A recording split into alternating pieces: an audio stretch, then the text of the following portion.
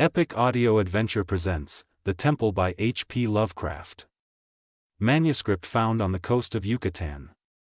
On August 20, 1917, Karl Heinrich, Graf von Altberger-Enstein, lieutenant commander in the Imperial German Navy and in charge of the submarine U-29, deposit this bottle and record in the Atlantic Ocean at a point to me unknown but probably about N, latitude 20 degrees, W, longitude 35 degrees, where my ship lies disabled on the ocean floor. I do so because of my desire to set certain unusual facts before the public, a thing I shall not in all probability survive to accomplish in person, since the circumstances surrounding me are as menacing as they are extraordinary, and involve not only the hopeless crippling of the U-29, but the impairment of my iron German will in a manner most disastrous. On the afternoon of June 18, as reported by wireless to the U-61, bound for Kiel, we torpedoed the British freighter Victory, New York to Liverpool, in N, latitude 45 degrees 16 minutes, W, longitude 28 degrees 34 minutes, permitting the crew to leave in boats in order to obtain a good cinema view for the Admiralty records. The ship sank quite picturesquely, bow first, the stern rising high out of the water whilst the hull shot down perpendicularly to the bottom of the sea. Our camera missed nothing, and I regret that so fine a reel of film should never reach Berlin. After that we sank the lifeboats with our guns and submerged. When we rose to the surface about sunset, a seaman's body was found on the deck, hands gripping the railing in curious fashion. The poor fellow was young, rather dark, and very handsome, probably an Italian or Greek, and undoubtedly of the Victory's crew. He had evidently sought refuge on the very ship which had been forced to destroy his own, one more victim of the unjust war of aggression which the English pig dogs are waging upon the fatherland. Our men searched him for souvenirs, and found in his coat pocket a very odd bit of ivory carved to represent a youth's head crowned with laurel. My fellow officer, Lieutenant Klenz, believed that the thing was of great age and artistic value, so took it from the men for himself. How it had ever come into the possession of a common sailor, neither he nor I could imagine. As the dead man was thrown overboard there occurred two incidents which created much disturbance amongst the crew. The fellow's eyes had been closed, but in the dragging of his body to the rail they were jarred open, and many seemed to entertain a queer delusion that they gazed steadily and mockingly at Schmidt and Zimmer, who were bent over the corpse.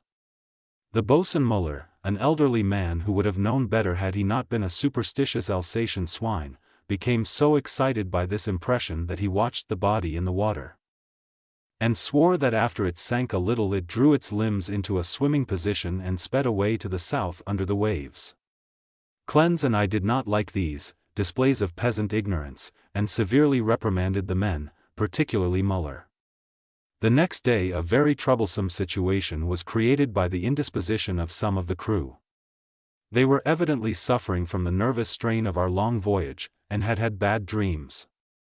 Several seemed quite dazed and stupid, and after satisfying myself that they were not feigning their weakness, I excused them from their duties. The sea was rather rough, so we descended to a depth where the waves were less troublesome. Here we were comparatively calm, despite a somewhat puzzling southward current which we could not identify from our oceanographic charts.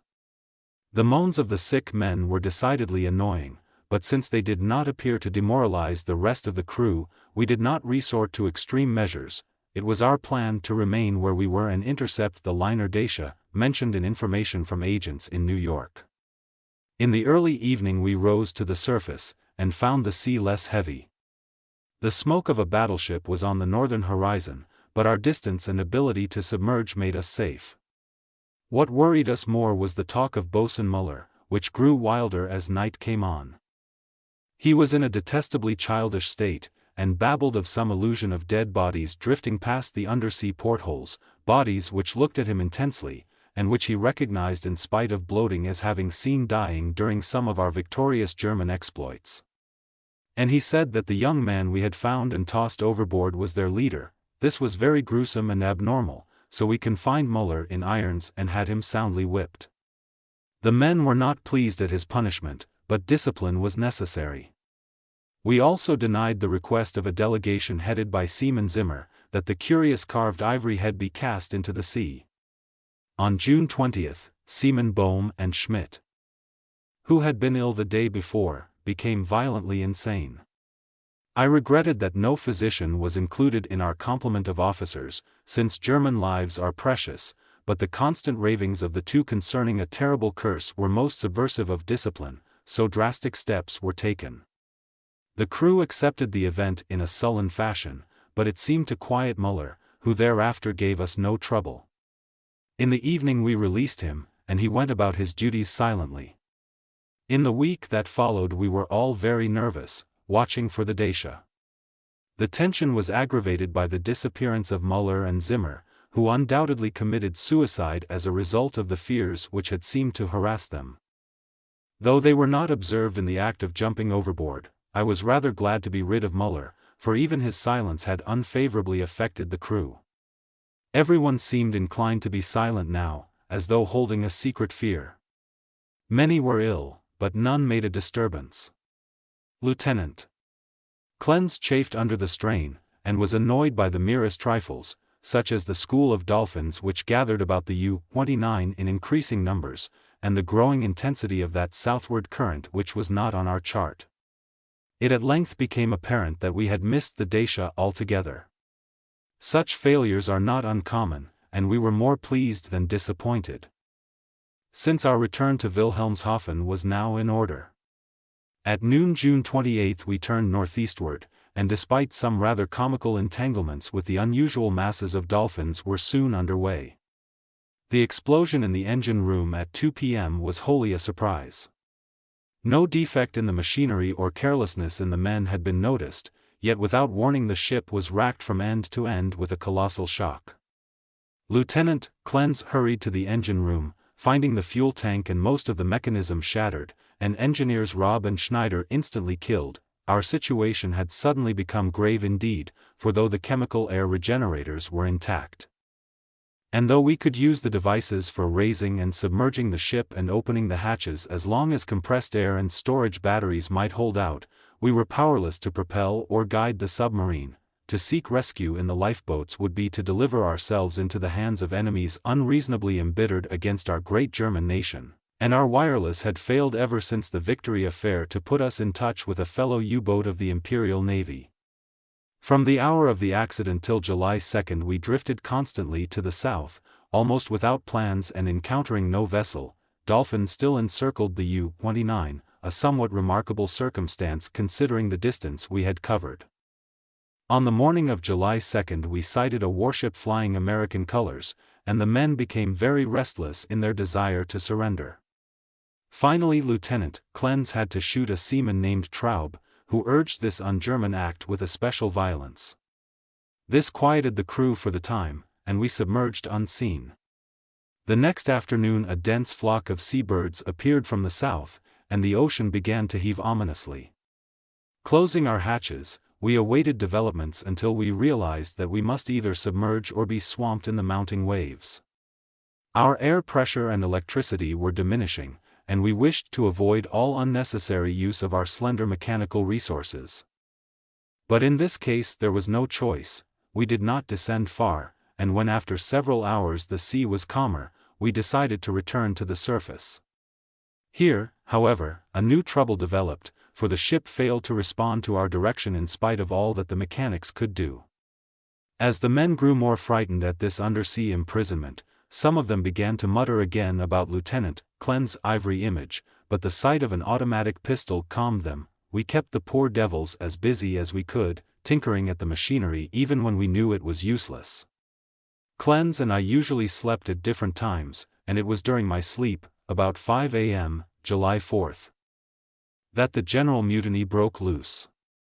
The 6 remaining pigs of seamen, suspecting that we were lost, had suddenly burst into a mad fury at our refusal to surrender to the Yankee battleship 2 days before, and were in a delirium of cursing and destruction. They roared like the animals they were, and broke instruments and furniture indiscriminately, screaming about such nonsense as the curse of the ivory image and the dark dead youth who looked at them and swam away. Lieutenant Klenz seemed paralyzed and inefficient, as one might expect of a soft, womanish Rhinelander. I shot all 6 men, for it was necessary, and made sure that none remained alive. We expelled the bodies through the double hatches and were alone in the U-29. Clens seemed very nervous, and drank heavily. It was decided that we remain alive as long as possible, using the large stock of provisions and chemical supply of oxygen, none of which had suffered from the crazy antics of those swinehound seamen. Our compasses, depth gauges, and other delicate instruments were ruined, so that henceforth our only reckoning would be guesswork, based on our watches, the calendar, and our apparent drift as judged by any objects we might spy through the portholes or from the conning tower.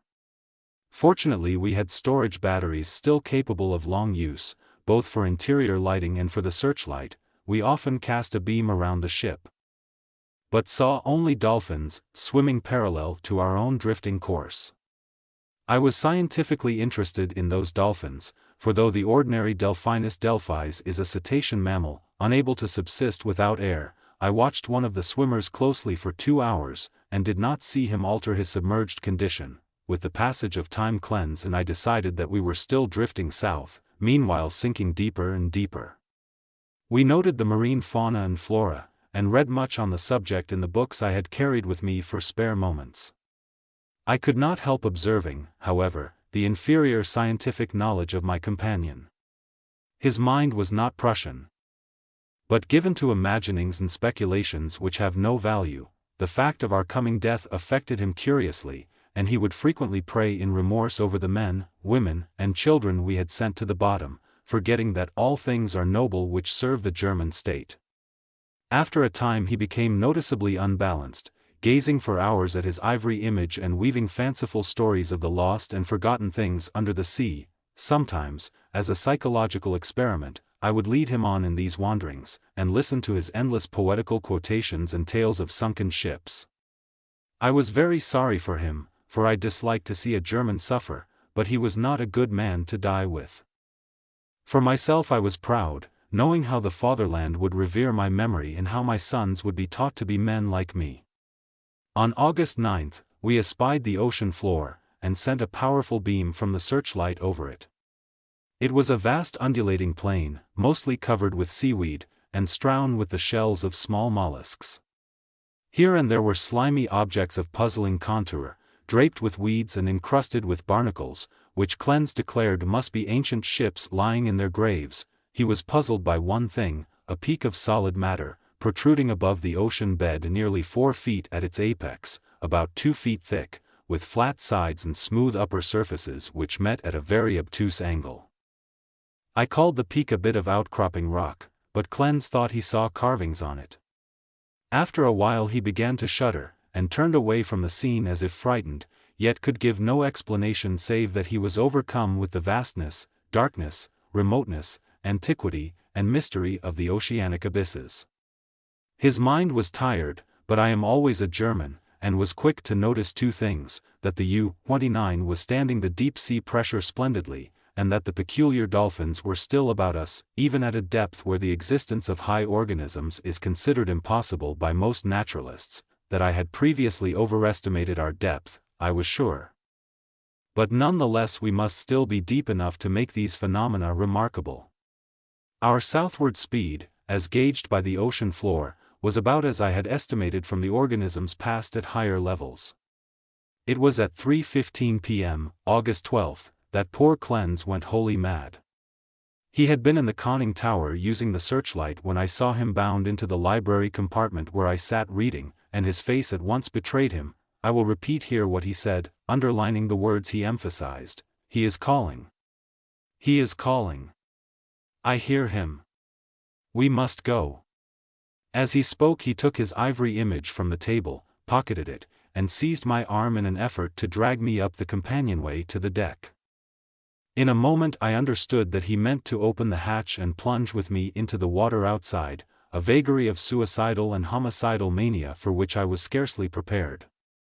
As I hung back and attempted to soothe him he grew more violent, saying, "Come now, do not wait until later, it is better to repent and be forgiven than to defy and be condemned."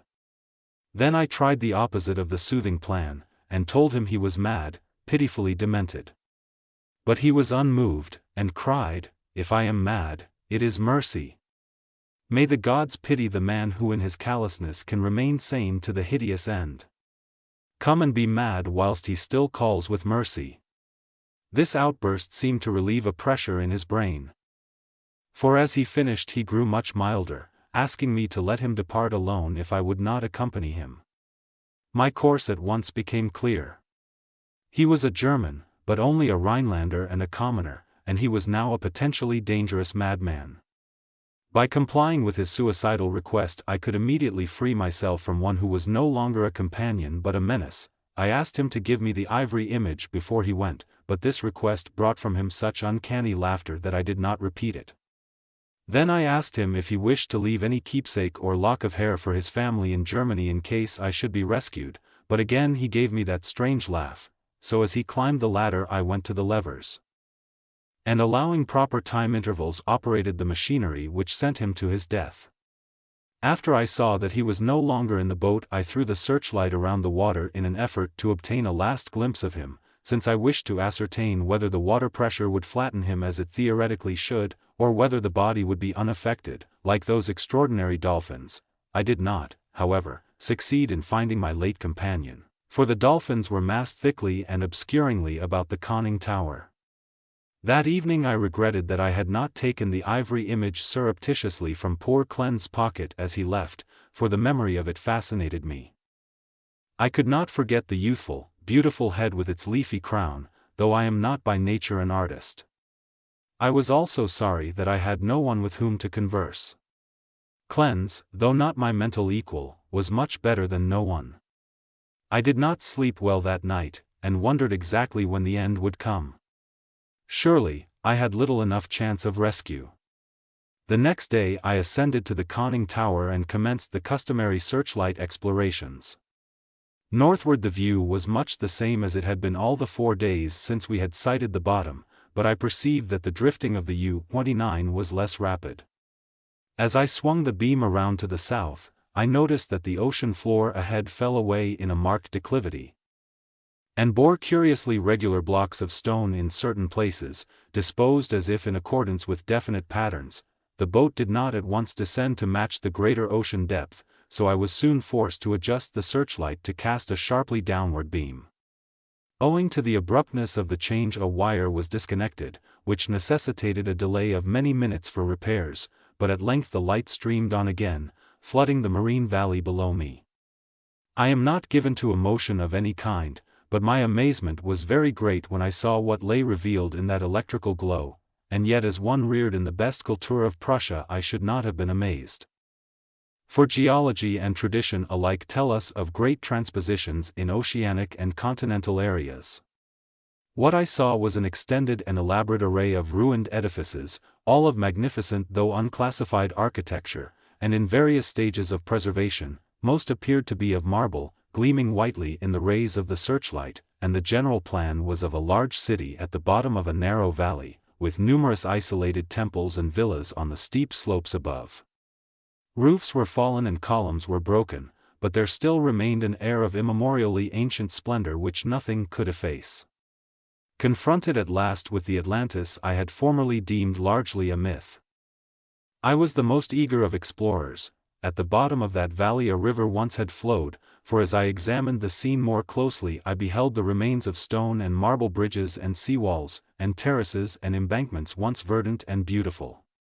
In my enthusiasm I became nearly as idiotic and sentimental as poor Clen's, and was very tardy in noticing that the southward current had ceased at last, allowing the U-29 to settle slowly down upon the sunken city as an aeroplane settles upon a town of the upper earth.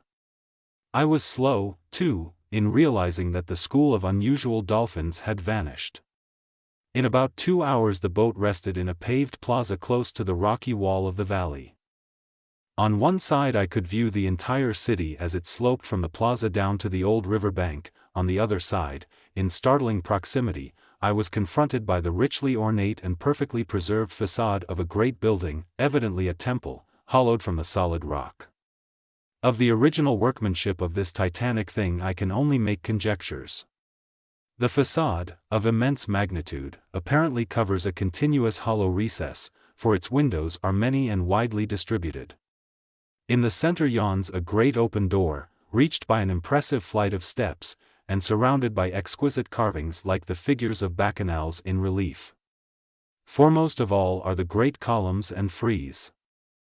Both decorated with sculptures of inexpressible beauty, obviously portraying idealized pastoral scenes and processions of priests and priestesses bearing strange ceremonial devices in adoration of a radiant god. The art is of the most phenomenal perfection, largely Hellenic in idea, yet strangely individual.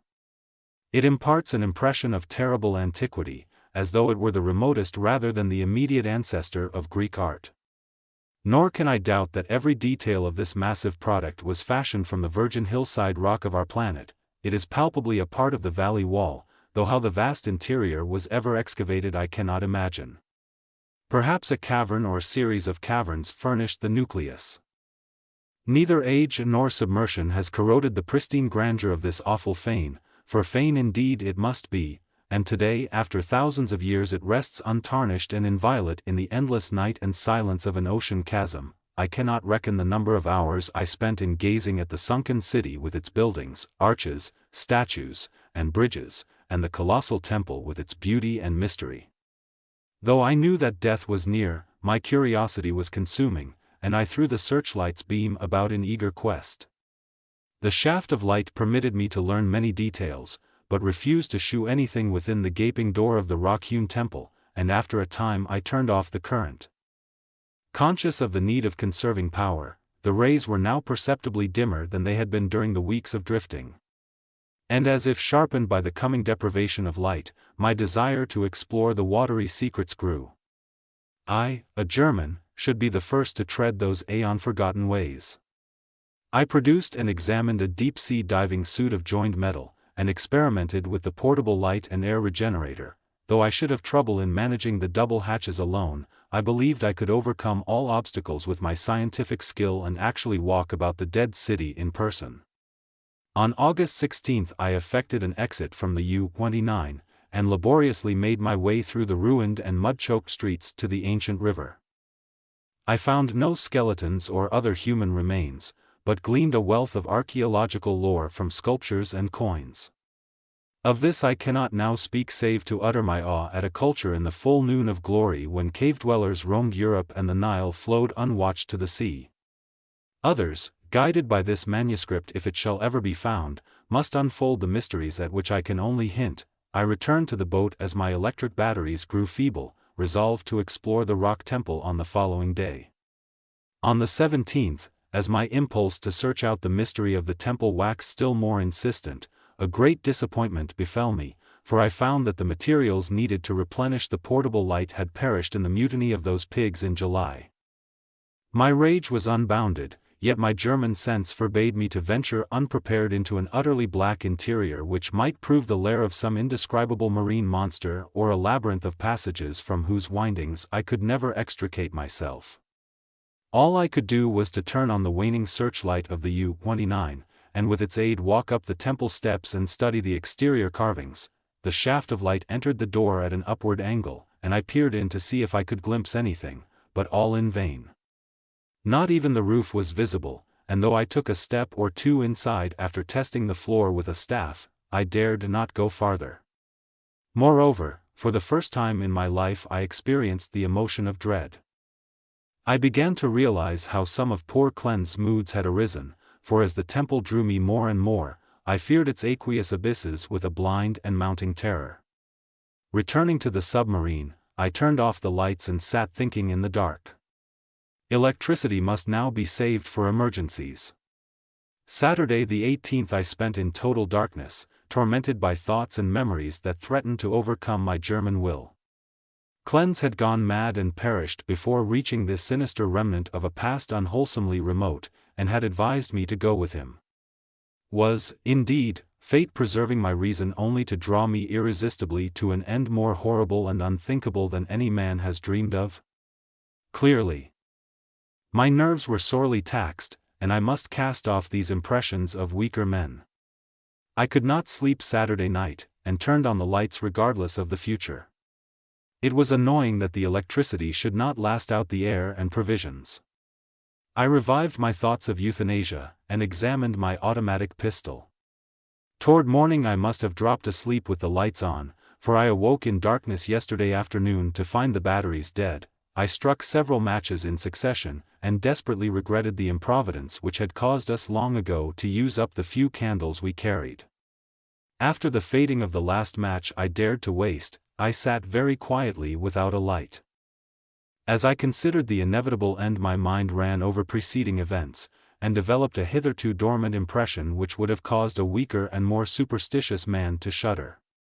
The head of the radiant god in the sculptures on the rock temple is the same as that carven bit of ivory which the dead sailor brought from the sea and which poor Cleanse carried back into the sea. I was a little dazed by this coincidence, but did not become terrified.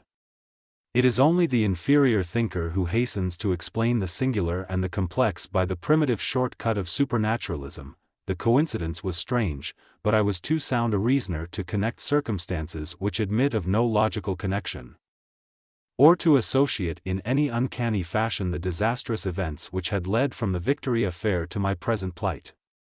Feeling the need of more rest, I took a sedative and secured some more sleep. My nervous condition was reflected in my dreams, for I seemed to hear the cries of drowning persons, and to see dead faces pressing against the portholes of the boat.